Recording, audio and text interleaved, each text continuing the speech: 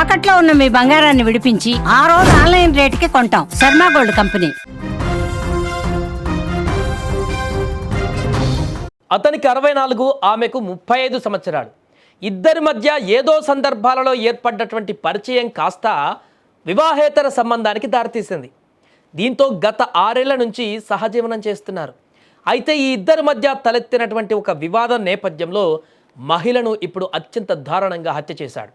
హత్య చేసిన తర్వాత మృతదేహం ఆనవాళ్లు కనిపించకుండా ఉండేందుకు ఆ వ్యక్తి చేసిన పని తెలిస్తే షాక్ అవ్వడమే కాదు, అతని క్రిమినల్ మైండ్ చూస్తే ఇప్పుడు మీరు ఆశ్చర్యపోతారు. అంత దారుణమైనటువంటి ఆలోచనతోనే చేశాడు ఈ మర్డర్. ఉత్తరప్రదేశ్లోని ఝాన్సీకి చెందిన రామ్ సింగ్ పరిహార్ అనే రిటైర్డ్ రైల్వే ఉద్యోగి ప్రీతి అనే మహిళతో గత 6 ఏళ్లుగా సహజీవనం చేస్తున్నాడు.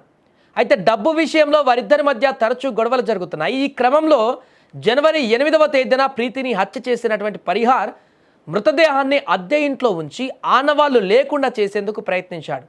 మృతదేహాన్ని ముక్కలుగా చేసి రోజు కొన్ని భాగాలను ఓ పెద్ద ఇనుప పెట్టెలో పెట్టి కాల్చడం మొదలుపెట్టాడు. ఎవరికీ అనుమానం రాకుండా 7 రోజుల పాటు ఇదే పని చేశాడు.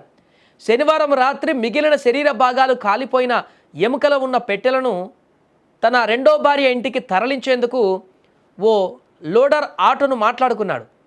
ఇదే అతన్ని పట్టించిందిగా.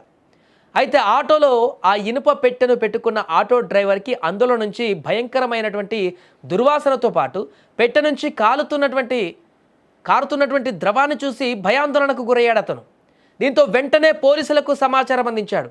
అయితే ఘటనా స్థలానికి చేరుకున్న పోలీసులు అక్కడికి వచ్చేలోపే ఈ నిందితుడు రామ్ సింగ్ అక్కడి నుంచి పారిపోయాడు. అయితే పోలీసులు పెట్టెను తెరిచి చూడగా అందులో కాలిపోయిన స్థితిలో ఉన్నటువంటి ఒక మనిషి ఎముకలు, శరీర భాగాలు కనిపించాయి. ఒక్కసారిగా షాక్ అయ్యారంతా వారు.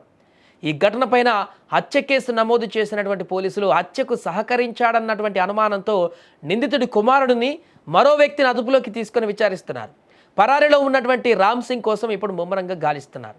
కానీ చూడండి ఎంత దారుణమైనటువంటి మైండ్ సెట్ తోటి ఇవాళ రేపు మనుషులు ఉన్నారనేది మనకు దీన్ని బట్టి అర్థమవుతుంది. ఇప్పటికే చాలా సందర్భాల్లో చూసాం. గతంలో డ్రమ్లో పెట్టి చంపేసినటువంటి ఘటనలు, ఎక్కడికక్కడ ముక్కలు చేసి నదిలో పడేసినటువంటి ఘటనలు, ఇంకొకటి ఇంట్లోనే పూర్తిగా సిమెంట్తో ప్లాస్టింగ్ చేసి అందరూ కలిపేసేటువంటి ఘటనలు. అంటే ఒక చంపేసిన తర్వాత వ్యక్తిని దొరకకుండా ఉండడానికి ఎంత క్రిమినల్ మైండ్ను ఉపయోగిస్తున్నారో వ్యక్తులు అనేటువంటిది మనకు రోజుకొక వార్త చూసినప్పుడల్లా ఒక కొత్త అంశం వెలుగులోకి వస్తుంది. ఈ వ్యక్తి కూడా వీరు చేసిందే తప్పు, అక్రమ సంబంధం పెట్టుకున్నారు, సహజీవనం కొనసాగించారు.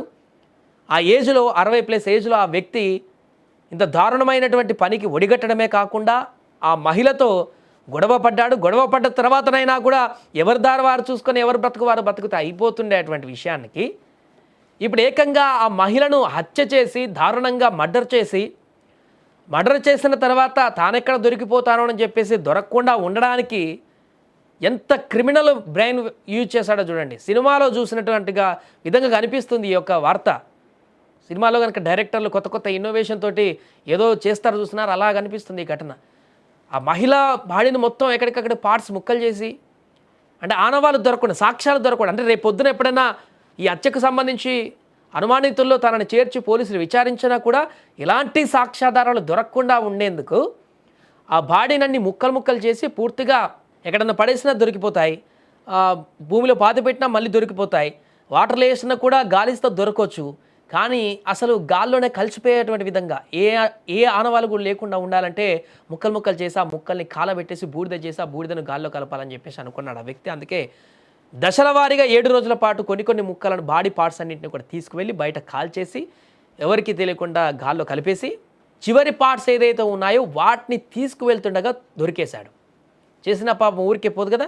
పోలీసులు ఇన్ఫర్మేషన్ అందగానే వెంటనే అక్కడికి చేరుకున్నారు. అసలు విషయాన్ని కనిపెట్టి ఇప్పుడు ఇన్వెస్టిగేషన్ చేస్తున్నారు.